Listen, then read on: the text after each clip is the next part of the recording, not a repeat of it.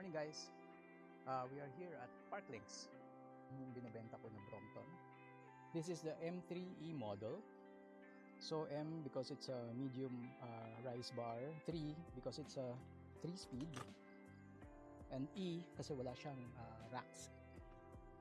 Two-tone, original color. Pakita ko lang yung folding. That's one. Then fold. Then bring this down, and then folds into place. So yun yung Brompton. So and then you can dala mo na siya kung saan mo kailangan dalhin. You can bring it, you can put it sa car. To unfold, pabaliktad lang. Then this one, and then the saddle.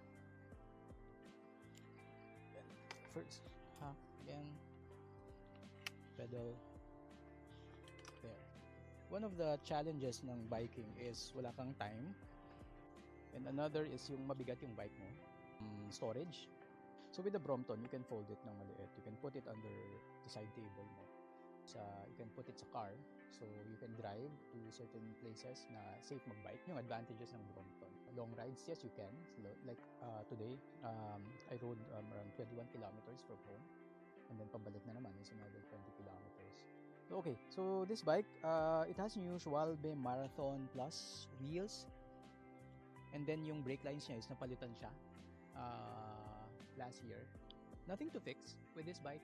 This is a classic na bike na it's before 2017, so it still uses the old Mickey Mouse shifters. And then we have the cat eye bell here. If you want to enter into the Brompton community or lifestyle, the classic bikes are always a good choice. Hindi siya ganun kamahal like the newer models. Of course, the newer Bromptons will have the newer shifters. Usually 6-speed na sila. But it's the same experience.